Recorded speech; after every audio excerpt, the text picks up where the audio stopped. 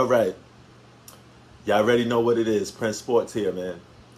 As we watch our favorite or some of the most marquee names in basketball sit on the sideline and not compete for a championship, this is going to be the first year in NBA history where teams that had no business being in the finals be in the finals. Okay? You can say whatever you want. You know that this season was a rush season. And part of this rush season had consequences. Guys was getting hurt. All right. In the process, as guys was getting hurt in and out the lineup, even missing games from COVID-19, it made certain teams become great when they really weren't great. Utah Jazz was one of them. Do I think the Phoenix Suns got lucky? Yes. I give them props for being a great team, but I still say they wouldn't beat the Lakers if the Lakers was healthy. We could agree to disagree on that, but I know what the Lakers brought to the table when they were fully healthy. And you can't tell me they weren't a better basketball team when they were fully healthy. And I picked the Lakers to win that series. The main reason why they lost was because of injuries. That was the main reason. But the second main reason was LeBron didn't show up, and we already went into that, okay? But you had Kevin Durant, Kawhi Leonard, Steph Curry, who even didn't play in the bubble, get hurt. Everybody was getting hurt.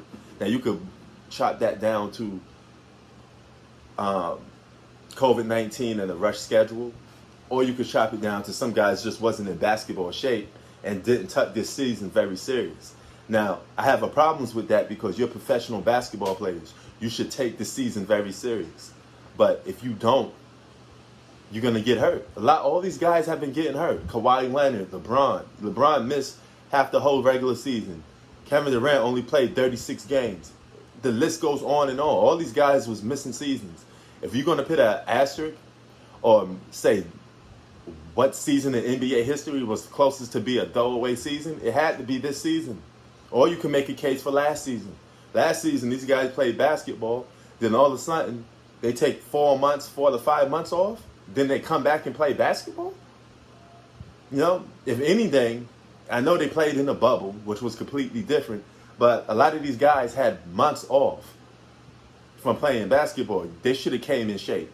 But half all the guys that played in the bubble, when the season first came back, they all was injury prone. Chris Paul, James Harden, LeBron James, everybody.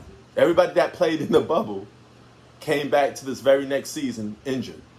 This season was a very suspect season. You can say whatever you want, it was. Okay? Half of the season we spent watching guys sit on the sideline in street clothes. Anthony Davis, LeBron James, a beat up season. I think we won't get a full, real NBA season until this next season coming up. But nevertheless, we got to be objective and subjective. You got to call it like it is. You got to give those teams credit for still staying healthy. But this year's championship comes down to whoever is healthy wins. That's it. It had nothing to do with who's the best team, is who's healthy, because guys are going down like flies. And I don't know about you guys, but do you consider this a throwaway season? Or do you consider this season fair game? I'm answering the question to you. But my answer to this season is I got to take this season with a grain of salt. I have to, because too many guys were hurt. Too many. Okay? The Clippers are going to most likely lose. Okay? Because how far could they possibly go without their best player? And if they do go far without their best player, what's that saying about Kawhi Leonard? That's saying that his worth or his impact on the team may not be that much. You're not supposed to be winning with your best player sitting on the sideline. This season was an injury-prone season. The best players in basketball are sitting on the sideline because one way or the other, their team has been affected by COVID-19 and injuries. That's a fact. Now, I do criticize certain players that did not show up, okay? Out of all the superstars that played basketball this season, the only one that didn't show up that wasn't him was LeBron James. That's why I criticized him, okay? So get that through your head, why I did that. It had nothing to do with this or that. I think LeBron James is a great guy. I like LeBron James. I said that a million times, okay? If LeBron James was still playing like himself, I would not have no criticism for him too. I would say, hey, he's missing his running mate.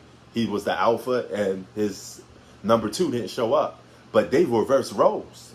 Anthony Davis is playing more like the alpha and LeBron James is playing more like the sidekick. That's where the criticism come in. Okay? And here's the thing. Do you think this is a throwaway season for the NBA? Prince Sports out. Peace.